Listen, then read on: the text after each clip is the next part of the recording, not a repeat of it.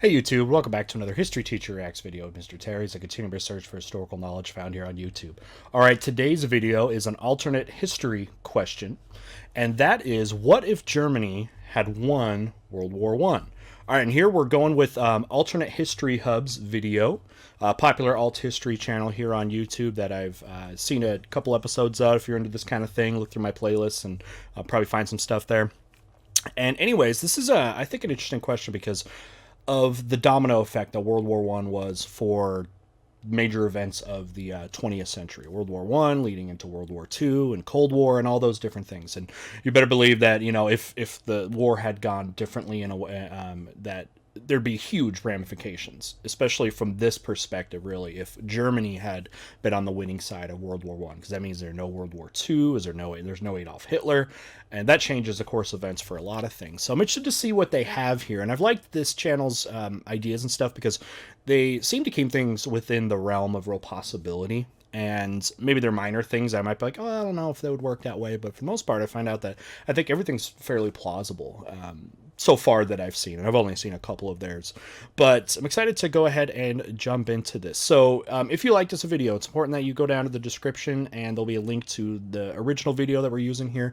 And give them a like, a view, subscription. This channel's great, but again, especially if you're into the alternate history stuff. This type of topic also is great for conversation, so feel free down below in the comment section to offer your thoughts on what they were saying, or better yet, come over to our Discord server. There's a link down below too. You can get involved in the conversation that way. And if you haven't subbed to my channel, I'd love to have you around there too. All right, well, we're starting with the war, so let's prepare for war. Let's do it.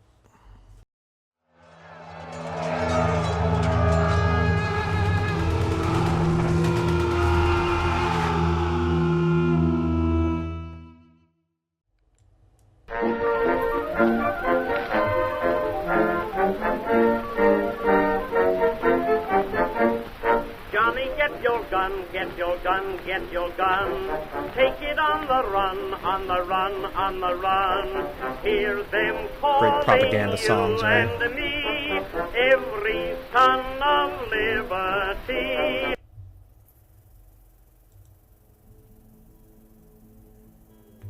All right, part one. Victory of the Kaiser. Kaiser Wilhelm, it's the name of they call the king of the World War Germans. I was called the war to end all wars. Europe was now at a new Wasn't age, it? a crisis, where tradition and the modern day were increasingly at odds. Industrialization progressed faster than the mentality did.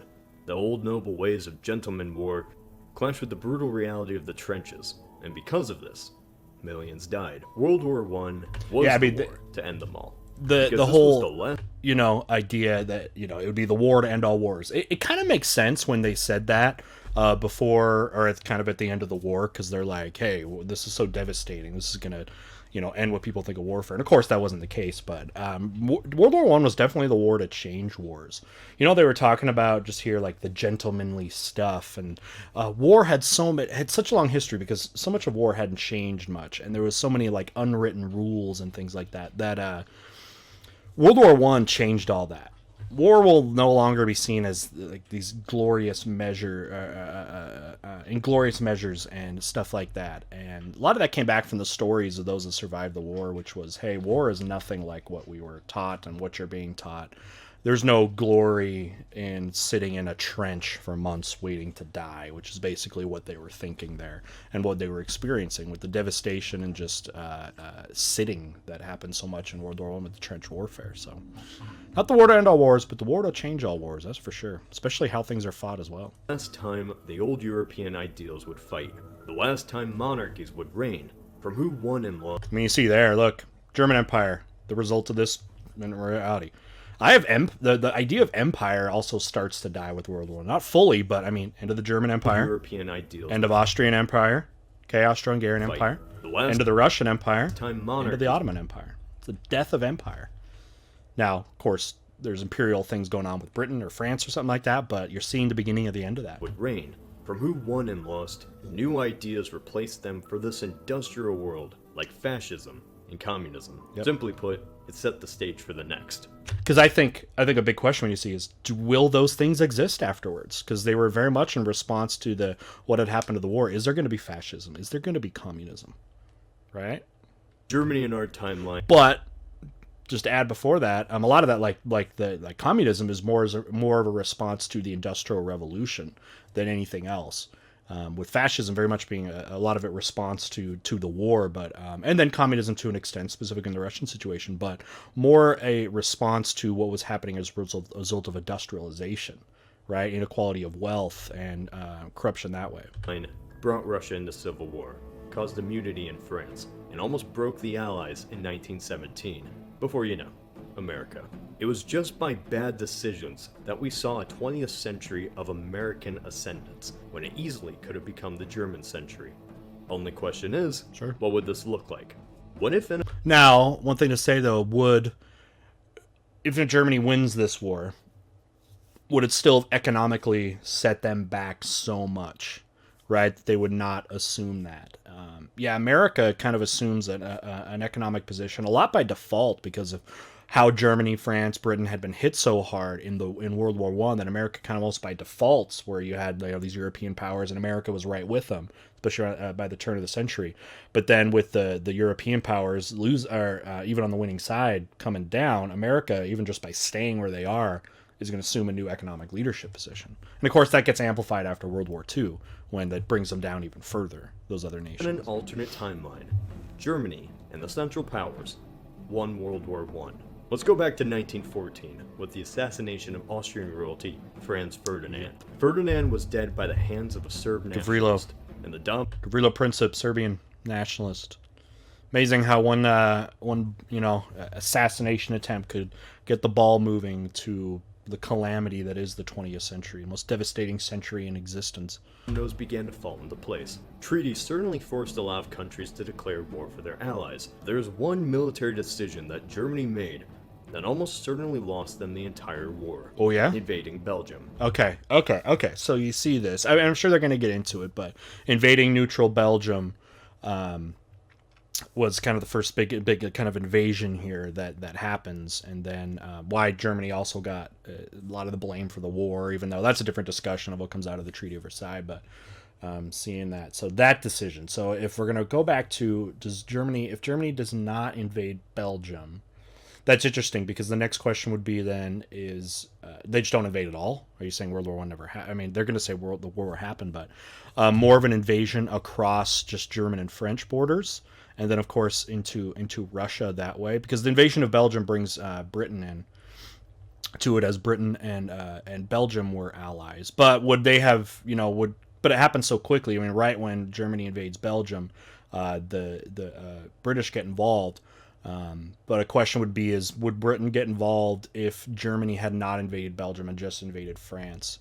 I mean, I think that's still very possible, but I'm getting ahead of myself. France had built up their military border in anticipation for a German attack. Germany, however... Yeah, not a lot of people know that Germany and France were actually very close to fighting a war with each other, like 2 times over the last 5 years before 1914. They were already, the tensions were already super high, and the state of warfare was already still very high. However, had a plan, the Schlieffen Plan, bypassed the French defenses on the border by invading through Belgium, which was undefended. By going around this meat grinder, Now I need to, the Germans would have easy access to Paris. Well, that's not so bad. okay, let's expand on the Schlieffen Plan. So that's the military plan that happened there. Now the Schlieffen Plan is contingent on a couple things. It's assuming that Germany will have to have a 2-front war, okay, specifically with France out here in the west, right? France out here in the west, and Russia out in the east. And a 2-front war obviously is very difficult to do. So the idea is to eliminate one of the sides as quickly as possible, right? And hopefully before one of the other sides can mobilize. So you can put most of your focus on one front, and then hopefully end that front quickly, and then be able to fight on the other front with most of what you would have available to you. So the decision became, who is going to take longer to mobilize, France or Russia? Okay, and I guess who would take longer to defeat? And decision around that was Russia. Russia has a large army. They had 6 million in their army, the largest army actually in Europe at this time. But of course, could take a long time to be able to mobilize. Also, the fact that Russia is further away from Germany, from the heart of Germany, and you have to get to places like Moscow, which is hundreds of miles from the German-French border, or German-Russian border. So the idea was take France out as quickly as possible. So to do that, then, you answer another question. How do you take France out as quickly as possible? Well, a key location, of course, is to get to Paris. I mean, if you get Paris, France is going to basically fall. And Paris is up here in the north, up here in the northern French region. So it's how do you take that as quickly as possible? Now, like they were just saying, the German-French border is heavily fortified because these two states have been in a preparation for war for years. Now, an issue is Belgium. And here's the issue. Belgium is a neutral nation at this point. But it also would prove beneficial for Germany to go through Belgium because it's not going to be as defended. It's easier to potentially get through geographically. You can get through it quicker than the thick, forested, fortified part of the French and German border. And then you could kind of swing around here, just like they were showing, and get to northern France because this is only a few dozen miles.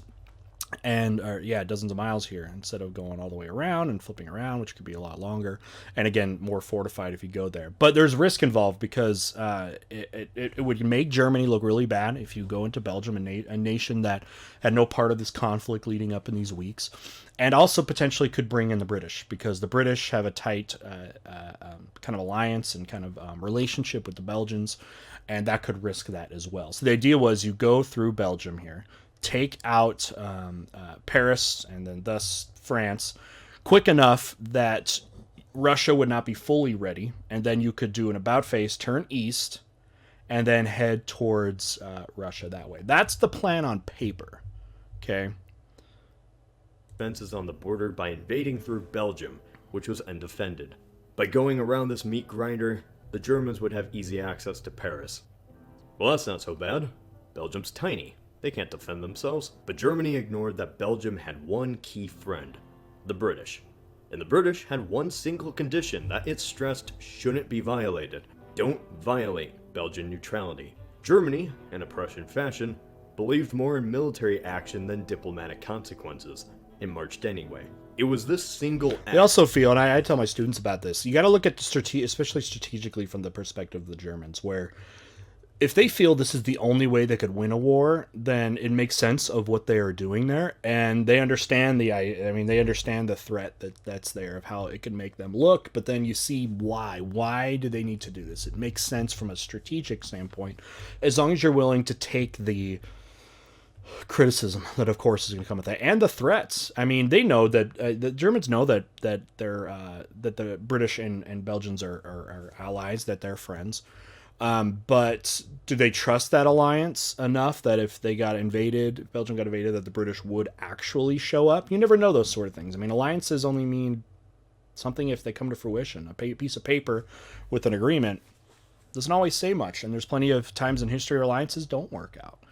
But so it makes sense from the German perspective. But again, it's high risk, high reward, no doubt. That brought on the wrath of the British Empire, redefining the absolute scale this war would be fought on. The British would block German ports and cut the transatlantic cable between the United States and Germany. In this alternate timeline, for Germany to not lose the war, one major step is it simply doesn't invade Belgium. By doing this, Germany avoids immediate conflict with Britain. Now, this doesn't guarantee the Brits would stay out of it.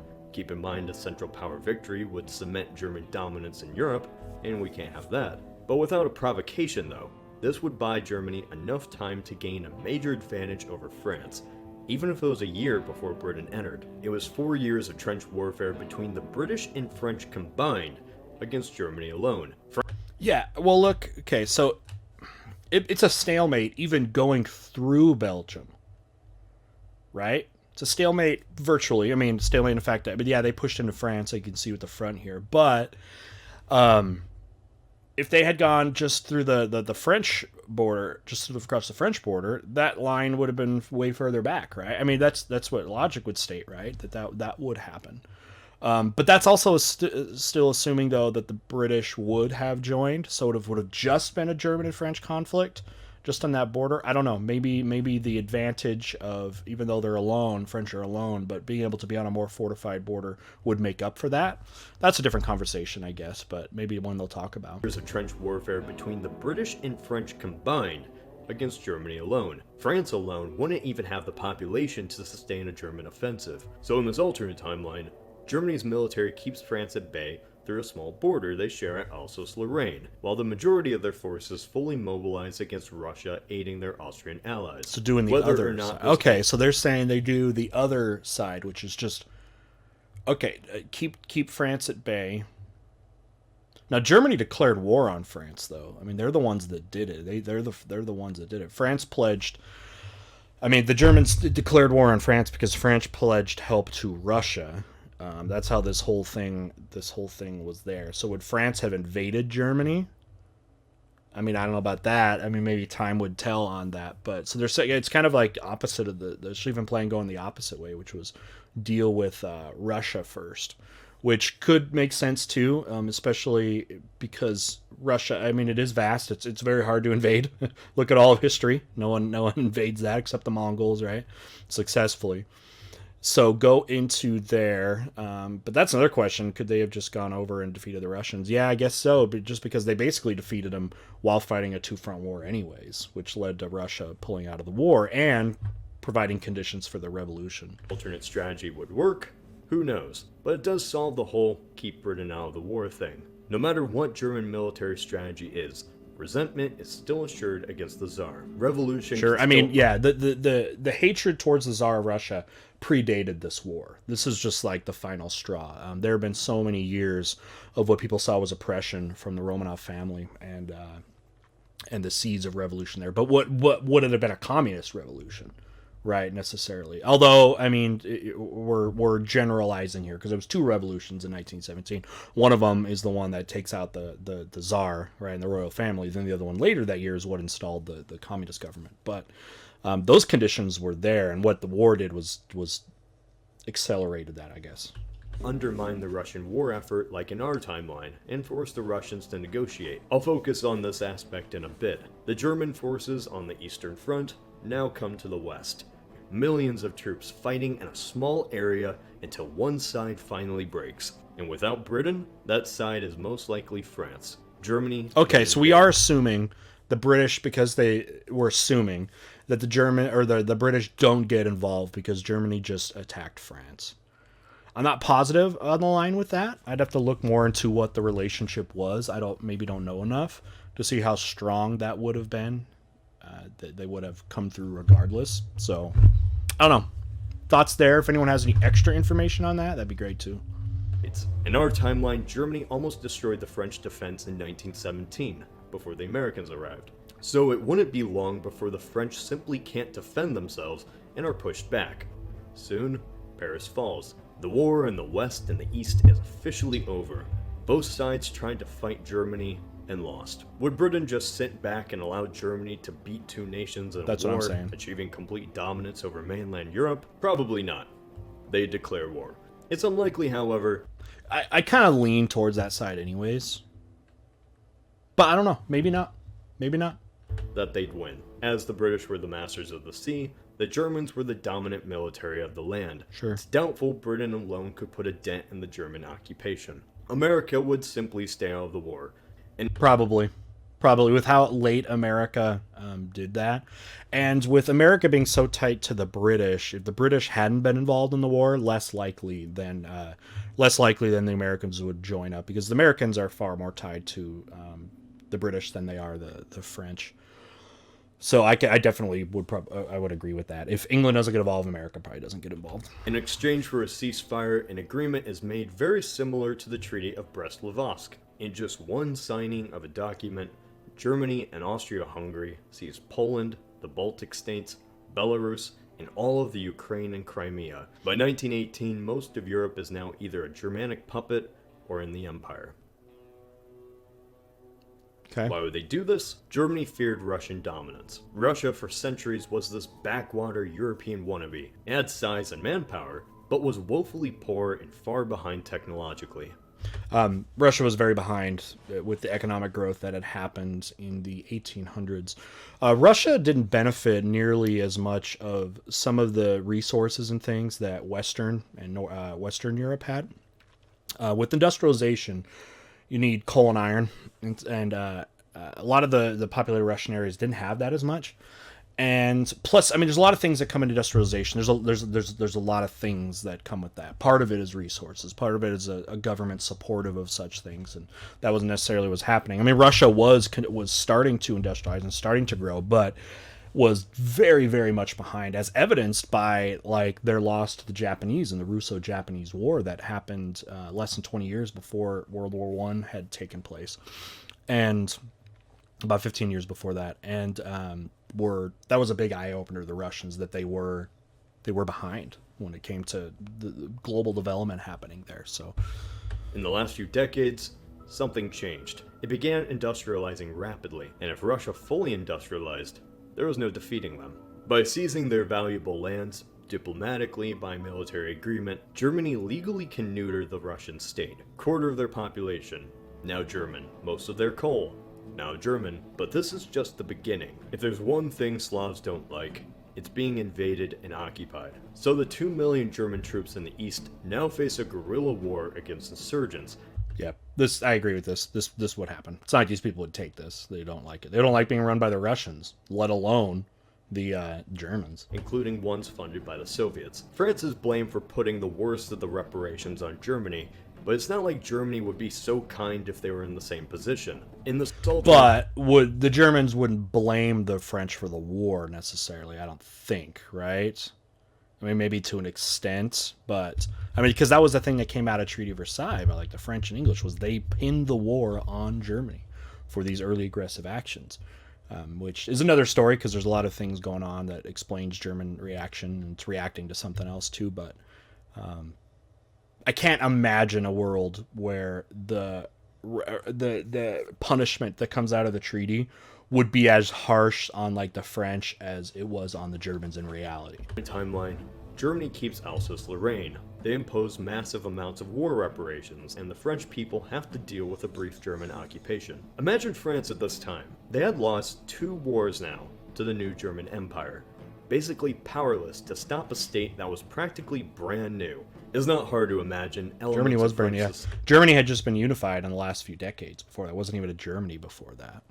Society would be resentful against the Germans. Does this mean we'll have an alternate French Hitler? Probably not. Even if France actually did have a French Hitler, they just don't have the population to win a war. World War I was defining for one reason. It set the stage for who the winners and losers would be in the 20th century. Sure. Not just in terms of borders, but ideology. Old European aristocratic ways died with the Kaiser and the Austrian Emperor. Don't think Germany and Austria expand monarchies to France or make the king a new power in Britain, but they do send a message that old European aristocracy and nobility is still relevant. Makes sense. Because there's definitely an ideological thing happening here, from West to Central Europe, with this continuation. So I guess one of the things, if Germany had won World War I, you get a continuation of that. Okay, you get a continuation of that. Because if democracy was going to prevail, it would have, in these regions, it would have happened by now, right? As a lot of these things were promoted as a result of like the French Revolution even. So we get more monarchy for sure, and more direct monarchies. I'm not talking about the constitutional monarchies, or like those powerless, like a virtually powerless monarchy like one in England, but that one was much more strong. Although you're seeing the Russian Empire would have ended anyways, probably. Unless I missed that. Did they say the Russian? Maybe I missed that. Did they say the Russian Empire still exists?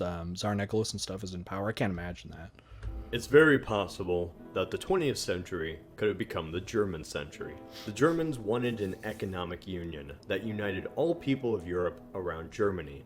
Without the rise of the Nazis, intellectuals, including people like Albert Einstein, continued their scientific endeavors inside Germany.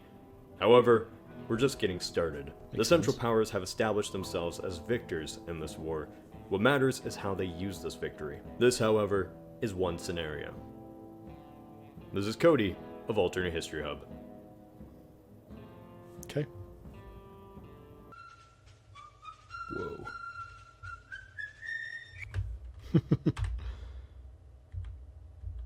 Okay. All right. So, immediate thoughts. I mean, that the how Germany would win. I don't think. I mean, that's kind of part of the point of video is how would they have won this? Because I still don't think they would have won it. Doing what necessarily they said is just keeping the French back over there and I mean, I guess not invading France. I mean, you'd think if Germany had invaded Russia, I mean, the French had pledged their support to the Russians. So, I mean, they would have probably, I guess, would have invaded the Germans there. One question would be, would the Belgians and the French unified in a way that the French would have gone through Germany, right? Which may have upset the Belgians or something like that. But there's also a relationship between France and Belgium too. They've done like the opposite, which is like a Schlieffen Plan, but for the French, where they go around through Belgium, and maybe that makes French look like the bad guys or something. But that would depend on the relationship between the French and the Belgians there.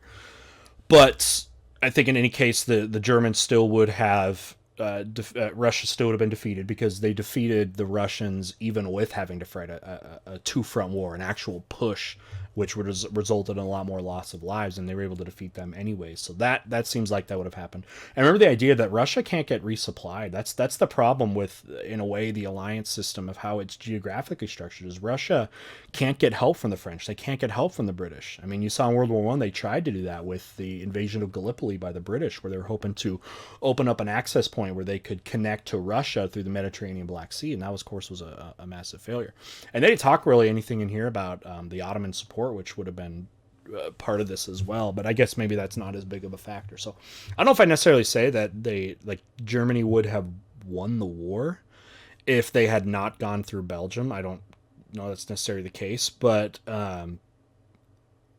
they would have, probably, so they invade Russia, probably take the Russians, defeat them just like it happened before. But France probably would have pushed in, and you would have had a two-front war probably anyways, right? With that, because could the Germans have held off a French invasion? Yeah. I mean, yeah, you're probably right. So I'm just putting my thoughts together here with that happening. But I do think the British still probably come in. Because I do think this is largely, probably mostly, contingent upon if the British actually join. Right, if they join. Because if they join, then it's good. And remember, too, if the British join, maybe America joins anyways. Although that took more of direct action of Germany against the Americans with things like sinking Lusitania and the Zimmerman Note and stuff like that. But that's a story for another time. So I don't know if I exactly agree with how they said it would be a German victory. But I am more interested going forward in here is what they say from that point on is what would it be like if Germany had won? And and that is the title of the video. I mean, it's what if Germany won, not how could Germany have won World War One, right? So I'm not as interested in that question for a lot of what they said here, but I thought that was important to talk about, as I don't necessarily know if this timeline works that way. But it could have. It could have, absolutely. I mean, yeah, it's very possible that maybe the British don't come in, or the Germans and the French just kind of hold there on their in Alsace-Lorraine over there in the west, and they just hold it there, and that doesn't budge much. But you wouldn't have had. I don't know if you would have had necessarily a full successful German invasion of France. I don't think that happened because.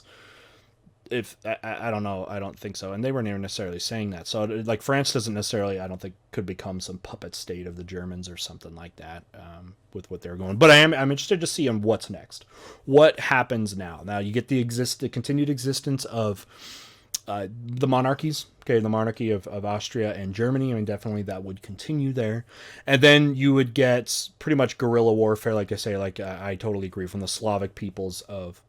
What was kind of the Western Russian Empire? You would definitely get that.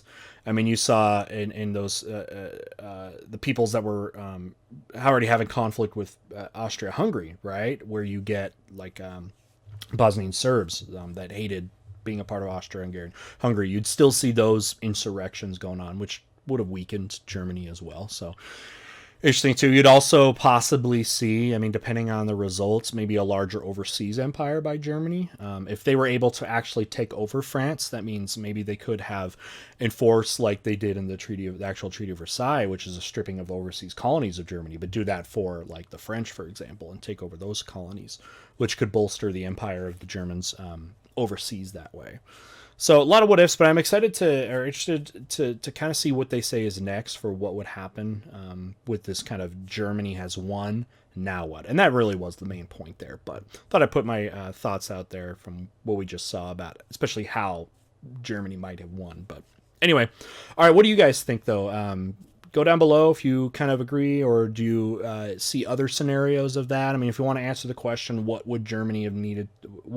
How could Germany have won World War One? What would have needed to do differently? Definitely get that going, and definitely join our Discord server down below, and you can direct or contact people a little bit more directly and get some good feedback from other people there. So awesome. All right, well, I like this. Go down below and click the link to the original video. Give them a like, view, subscription, that kind of thing. If you haven't subbed to me, love to have you around. Enable notifications so you can come join us in live chats and live premieres, which I do a lot of, and be a little more part of our community. Thank you to our patron pledgers who were also behind this video too, of kind of a scenario of Germany behind World War One. Thank you for that. If you'd like to join that, link down below too, though.